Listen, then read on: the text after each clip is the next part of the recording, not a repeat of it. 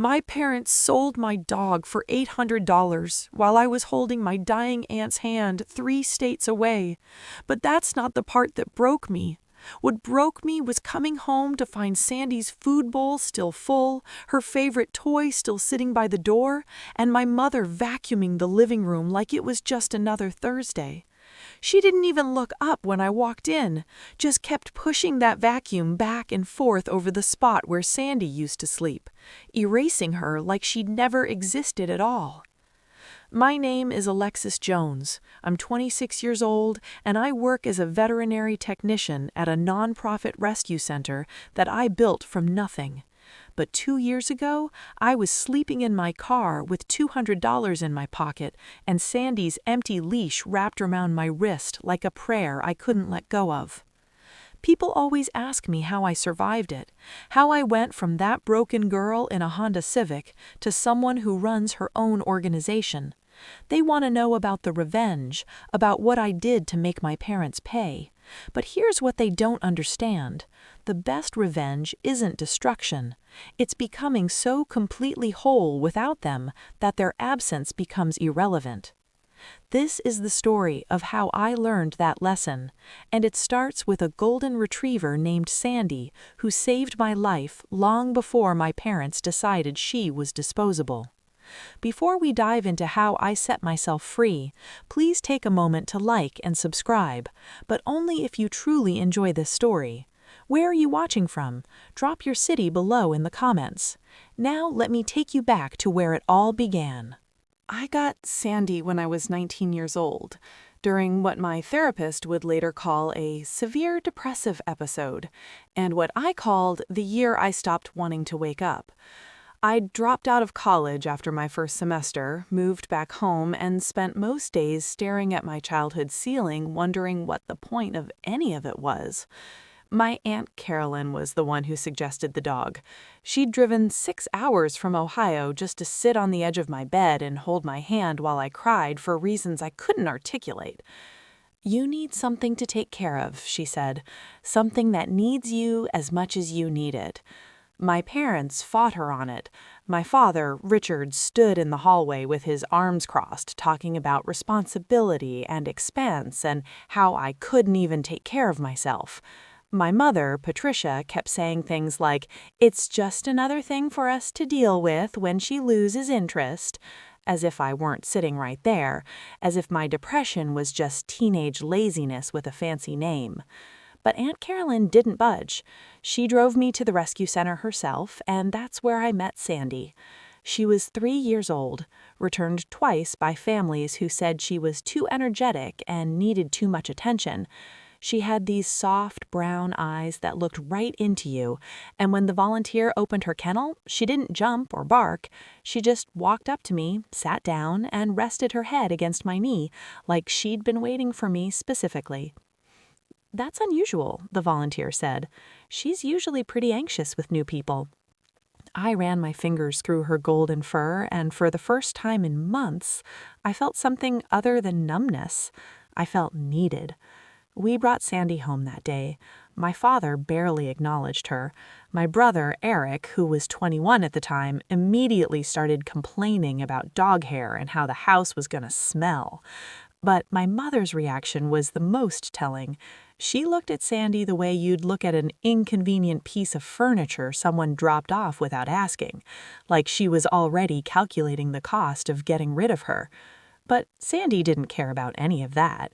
She slept on my bed that first night, her warm weight pressed against my side, and when I woke up at 3 a.m. from a nightmare I couldn't remember, she was already awake, watching me with those patient brown eyes. I started walking her every morning, then twice a day. Then I started researching dog training, canine nutrition, veterinary care. I got a part-time job at a pet store just to afford her food and vet bills. My parents made it clear they wouldn't contribute a cent.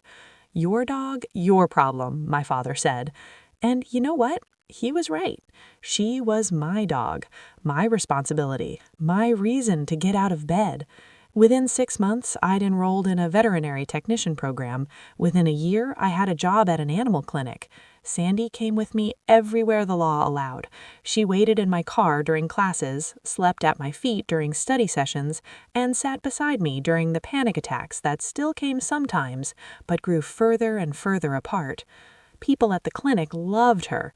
Dr. Morrison, my supervisor, called her the Goodwill Ambassador. She had this gift for calming anxious animals, for knowing exactly when someone needed her attention. She'd saved me, and now she was helping me save others. My Aunt Carolyn used to call us a matched set. She'd visit every month, always bringing Sandy a new toy and me a book she thought I'd like. "You two are proof that the right souls find each other," she'd say, scratching Sandy behind the ears while Sandy's tail thumped against the floor. I never told Aunt Carolyn how bad things were at home, how my father had started making comments about still living here at your age, even though I was paying rent, how my mother criticized everything from my job choice to my appearance to the way I wasted money on dog food, how Eric had dropped out of his third college attempt and was living in the basement playing video games while my parents paid all his bills, but somehow I was the family disappointment. Sandy was my escape, my safe place, the one pure thing in a house that felt increasingly toxic. I should have known they'd take her from me. I should have seen it coming. But love makes you stupid that way. You keep believing that the people who are supposed to care about you will eventually show up the way you need them to. The shift started about 3 years after I got Sandy. I was 22, working full-time at the clinic, taking online courses to finish my degree, and finally starting to feel like myself again, like a person with a future instead of just someone surviving until tomorrow. That's when my father started talking about the dog situation. It began casually enough, comments at dinner about how much space Sandy took up, how the house always smelled like dog, even though I bathed her weekly and kept my room spotless.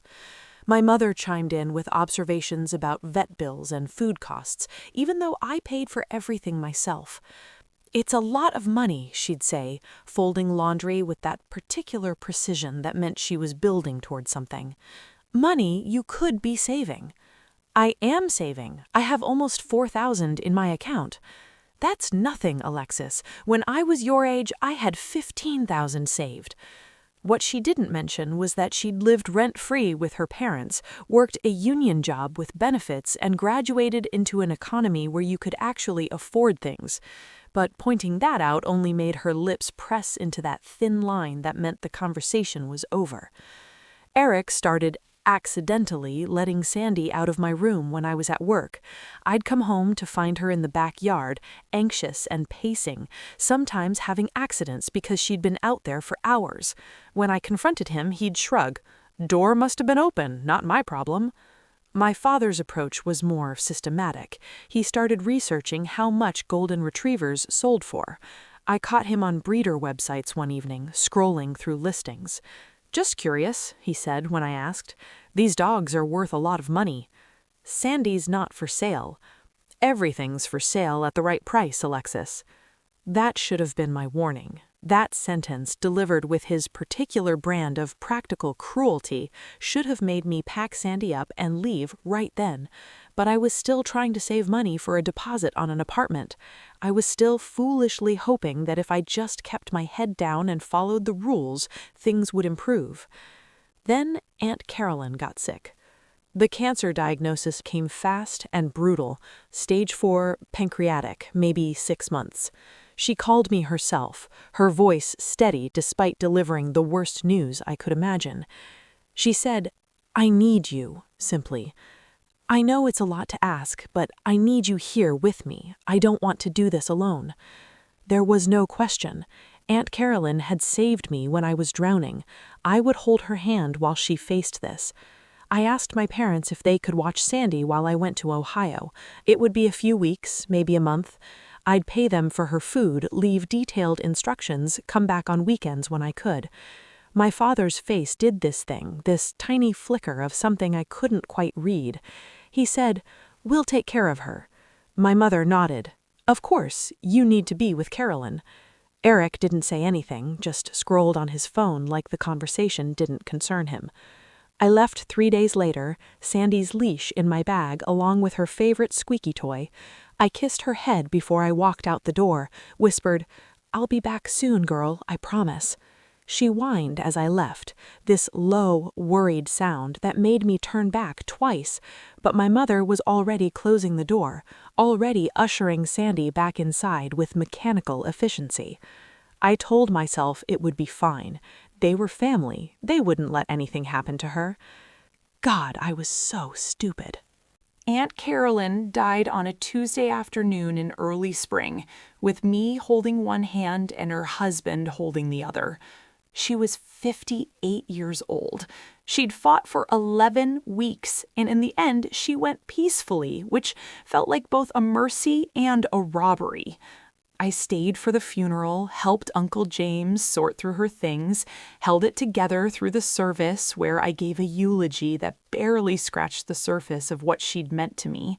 Then I drove home 18 hours straight, running on gas station coffee and the desperate need to get back to Sandy.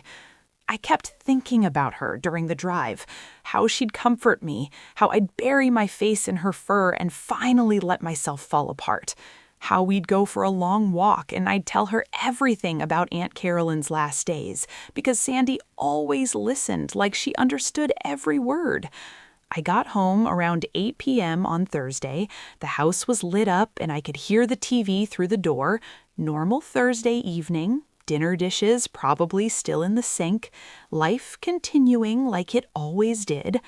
I walked in through the front door, dropped my bag, and called for Sandy. Nothing. "Sandy?" I called again, louder. My mother appeared from the kitchen, dish towel in her hands. "Oh, you're back. Where's Sandy?" She didn't even pause, didn't look uncomfortable or guilty or anything at all. We found her a new home, someone who could give her the attention she needs. The words didn't compute. I actually laughed, this confused, airless sound. What? She was too much work, Alexis, constantly needing walks, making a mess. "Where is she?" My voice came out strangled. "Where's my dog?" My father appeared then, with Eric behind him, the whole family assembled like they'd been waiting for this conversation. "We sold her," my father said flatly. "Got $800. Good price for a used dog." Used dog. He called her a used dog. "You..." I couldn't breathe. The room tilted. "You sold Sandy? My Sandy?" "Your dog that we were taking care of," the mother corrected. "The dog that we were feeding and walking and cleaning up after while you were gone." "I was gone for 3 weeks. I was with Aunt Carolyn while she was dying." Eric scoffed from the couch. "It's just a dog, Alexis. Jesus, don't be so dramatic." "Where is she? Give me the contact information. I'll buy her back. "They're 2 states away by now," my father interrupted. "Nice family from Pennsylvania. They were thrilled to get her." I stared at him. Really looked at him. At the man who'd raised me, who'd taught me to ride a bike and helped with my homework and was supposed to protect me. His face showed nothing. No regret, no empathy, nothing. "Why?" My voice broke. "Why would you do this?" My mother sighed like I was being exhausting. "We needed to renew our golf club membership. The fees went up this year and..." "Golf!" I screamed it. "You sold my dog for golf?" "Don't raise your voice," my father warned. But I was past caring about his warnings. That was my dog, mine. She wasn't yours to sell. She was... I choked on the words. She was all I had. "That's pathetic," Alexis said from the couch, not even looking up from his phone. "It's a golden retriever. Get another one." I looked at my mother, this woman who'd given birth to me, who'd supposedly loved me, and now was calmly folding that dish towel like we were discussing rearranging furniture. "She helped me through my depression," I said quietly. "You know that. You were there. And you're better now, Alexis. It's time to grow up." Something shattered inside me then, not loudly, not dramatically, just this quiet, complete breaking of whatever connection had existed between us. "Where's her stuff?" I asked. "Her food bowl, her toys, her leash?" "Threw it out," my father said. "No point keeping it." "Her collar, the one with her name on it?" "Trash," my mother confirmed. I stood there in that living room, surrounded by my family, and realized with perfect clarity that I was completely alone, that I'd always been alone, that Sandy had been the only family member who'd actually loved me unconditionally, and they'd sold her for $800. I'm going to pause here for a second. If this story is resonating with you at all, or if you've ever felt the pain of being misunderstood by the people who are supposed to love you most, please take a moment to like this video and subscribe. It really lets me know that sharing these hard stories is worth it. I didn't cry. Not then. I walked upstairs to my room, the room I'd lived in for 24 years, and started packing. I moved like a robot, folding clothes, grabbing toiletries, stuffing everything into the 2 suitcases I'd taken to Ohio. My mother appeared in the doorway. "What are you doing?" "Leaving." "Don't be ridiculous. Where are you going to go?" I didn't answer, just kept packing. "Alexis, you're being childish. It was just a dog." I stopped then, turned to look at her. "Get out of my room." "This isn't your room. This is our house." "Then I'll make it easy for you. I'm leaving." My father came upstairs then, Eric trailing behind like this was entertainment. "You walk out that door, don't expect to come crawling back," my father said. "I wouldn't come back here if you paid me." "You have no money," my mother pointed out. "Where are you going to live? How are you going to support yourself?" I pulled out my wallet, showed her the debit card connected to the account they didn't know about. "I've been saving for 3 years. I have enough." That got my father's attention. "How much?" "None of your business. You've been living under our roof, eating our food. I've paid you rent every month for 2 years. I've bought my own groceries. I've paid for my own car, my own insurance, my own everything. I don't owe you anything." Eric laughed. "She's really doing this. She's really moving out over a dog." I picked up Sandy's leash from where I'd dropped it earlier, the one I'd brought with me to Ohio, the one I'd planned to clip back on her collar when I got home. I wrapped it around my wrist and picked up my suitcases. "You're making a huge mistake," my mother said as I pushed past her. "The mistake was staying this long." I walked out to my car, loaded my stuff, sat in the driver's seat, and looked at that house one last time. 24 years of my life inside those walls, and the only good thing to come from any of it, Sandy, was gone. I pulled out my phone and started recording a voice memo. It was something I'd done with Sandy on our walks, just talking to her while we explored, creating these little audio journals. I'd started again in Ohio, talking to her like she could hear me, like the distance didn't matter. "Hey, Sandy," I said, my voice shaking. "I'm so sorry, girl. I'm so sorry I wasn't here to protect you. I'm so sorry I trusted them. I'm going to find you. I don't know how yet, but I'm going to find you and bring you home." I didn't find her. I called every shelter, every rescue, every breeder in Pennsylvania. I posted on every social media group. I hired a pet detective who took $300 of my dollars and found nothing. The family my parents sold her to either didn't exist or covered their tracks too well. Sandy was gone. I slept in my car that first night, parked at a rest stop wrapped in Sandy's leash and my own grief. I had $200 cash in my wallet, $4,000 in my bank account, and absolutely no plan beyond survive until tomorrow. The next morning, I called Dr. Morrison and asked if I could pick up extra shifts. She heard something in my voice because she asked me to come in, made me coffee, and listened while I explained everything. "You can stay with me," she offered immediately. "I have a spare room." "I can't." "Yes, you can, and you will, until you figure things out." She saved me that day, gave me a safe place to land while my world was ending. But even with her kindness, even with the extra work, even with therapy that my clinic's insurance barely covered, the next year was the hardest of my life. I functioned, went to work, paid my bills, smiled when appropriate, but inside I was hollowed out. I kept recording voice memos to Sandy every day, sometimes just a few seconds, sometimes 10 minutes of rambling while I drove or folded laundry or lay in bed unable to sleep. I told her about my day, about the animals I helped, about how much I missed her. "Today we treated a lab mix who'd been hit by a car," I said into my phone one night. "She was so scared, Sandy, but we saved her. You'd be proud of how brave she was." The recordings became my therapy, my way of processing everything while still holding on to hope that somehow, someday, I'd find her and play them all back. I never contacted my family. They never contacted me. It was like I'd simply stopped existing to them, which was probably how they'd always seen me anyway. But here's what I learned during that year. When you have nothing left to lose, you become very clear about what you actually want. And what I wanted was to never be that powerless again, to build something that no one could take from me, to create the life Sandy had helped me imagine before they stole her away.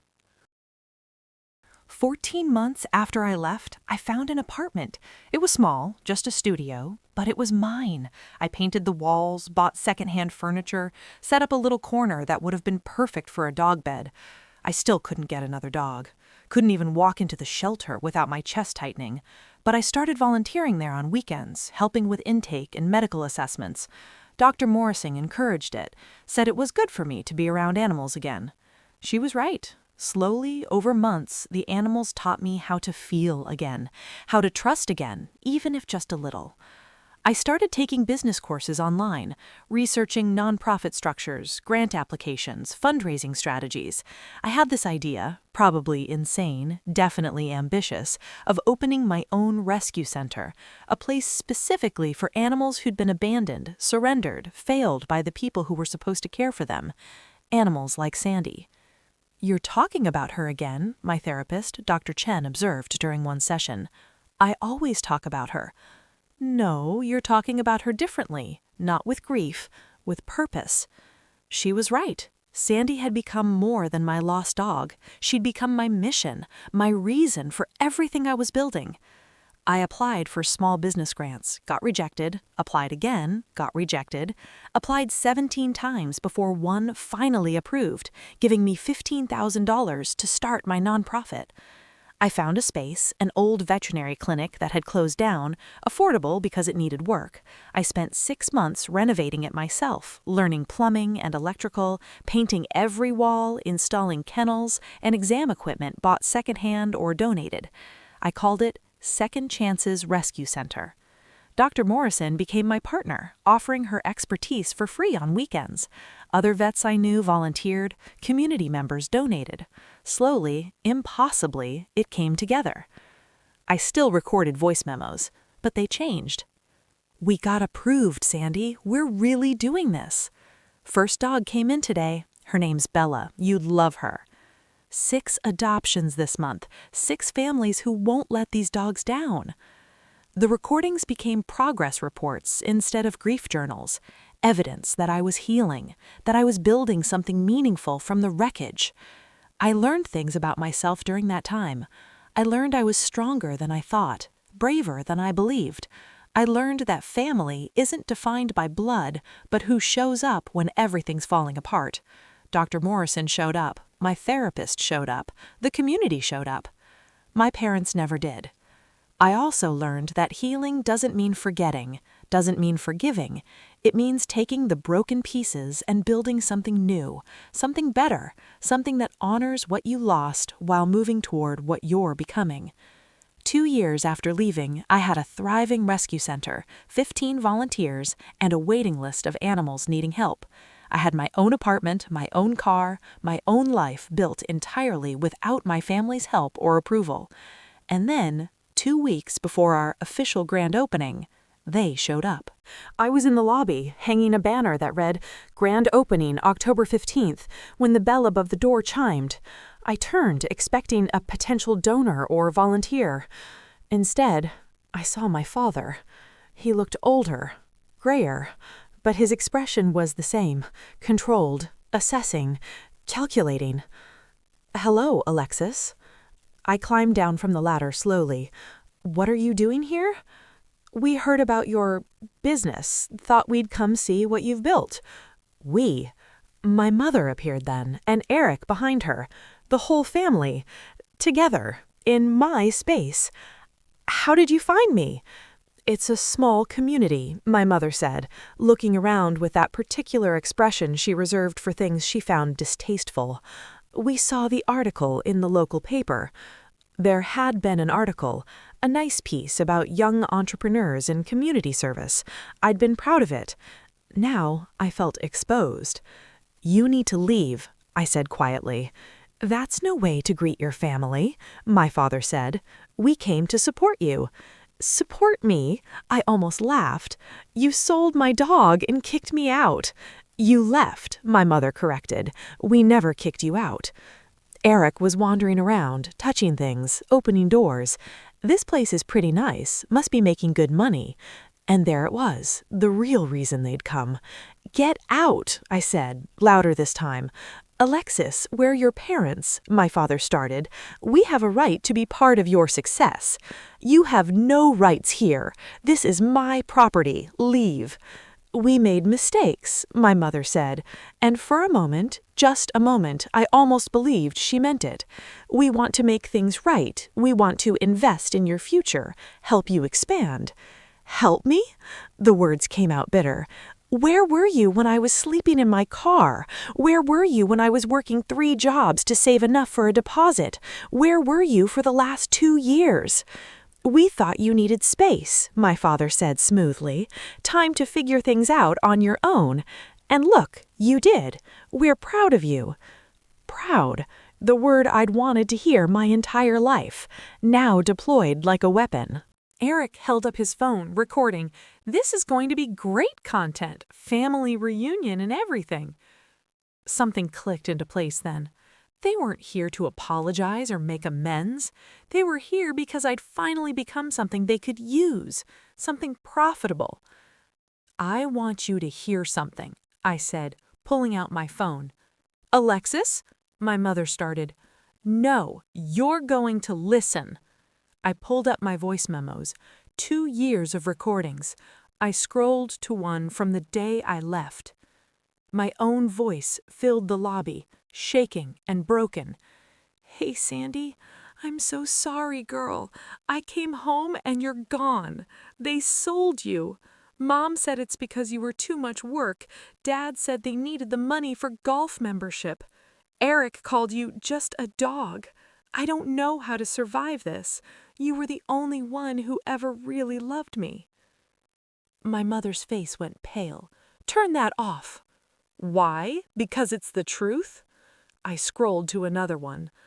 "Sandy, I slept in my car again. It's cold, but I have your leash. I'm holding it right now. I'm never going to let it go." Another. "We saved 6 dogs this month, Sandy. 6. They're going to families who'll actually love them, who won't sell them the minute it's convenient." I looked at my father. "You wanted to be part of my success? This is my success. Every animal I save, every family I help, every single day I show up here, it's all because you taught me exactly what kind of person I never want to be." "You're being dramatic," Eric said, but he'd lowered his phone. "Am I? You called her just a dog. She was my lifeline, and you threw her away like garbage for $800. That's what my well-being was worth to you." "We made a mistake," my mother said, but her voice had that defensive edge now. "We're trying to apologize." "No, you're not. You're trying to capitalize on what I built without you. You saw that article, saw that I'm actually successful, and decided you deserve a piece of it, just like you thought you deserved Sandy." My father's jaw tightened. "We're still your parents. Biologically, but you stopped being my family the day you sold her." "So what?" Eric challenged. "Are you just going to cut us off forever? Over a dog?" I walked to the door and opened it. "I already did. 2 years ago. You're the ones who showed up here thinking you could fix this with empty apologies and fake pride. I don't need your investment. I don't need your approval. I don't need anything from you." "You're making a mistake," my father said, not moving. "The only mistake I made was believing you'd ever choose me over your own convenience. Now get out, or I call the police for trespassing." They left, finally, grudgingly. My mother looked back once, something almost like regret in her eyes, but not quite, never quite enough. When they were gone, I locked the door and sat on the floor of my rescue center, and played through all my voice memos to Sandy. 2 years of grief and growth and determination. We did it, girl. We actually did it. The grand opening happened on schedule. Over 300 people came. We adopted out 12 animals that day. The mayor showed up. The local news covered it. My parents weren't there. I don't know where Sandy is now. I've made peace with the fact that I probably never will, but I like to think she's somewhere safe, somewhere loved, with people who understand what a gift she is. And I like to think that wherever she is, somehow she knows that she saved me one more time. That losing her hurt so badly it forced me to rebuild myself into someone stronger, someone who couldn't be broken by casual cruelty or selfish decisions. People ask me if I hate my parents. I don't. Hate requires energy, and I won't give them any more of mine. They're just irrelevant now, characters in a story I'm no longer telling. What I've learned is this: betrayal by family cuts deeper than any other kind, because we're taught that blood equals loyalty, that parents will always protect us, that siblings will always have our backs. When that fundamental trust breaks, it feels like the whole world is unsafe. But here's the truth they don't tell you. You can build your own family. You can choose people who show up, who honor their promises, who see your worth even when you can't see it yourself. You can take the worst thing that ever happened to you and transform it into purpose. My rescue center has saved over 200 animals since we opened. 200 second chances, 200 lives that might have been discarded if someone hadn't cared enough to fight for them. I did that, not because of my parents, but despite them. Sandy's leash still hangs in my office. I'll never use it again, but I'll never throw it away either.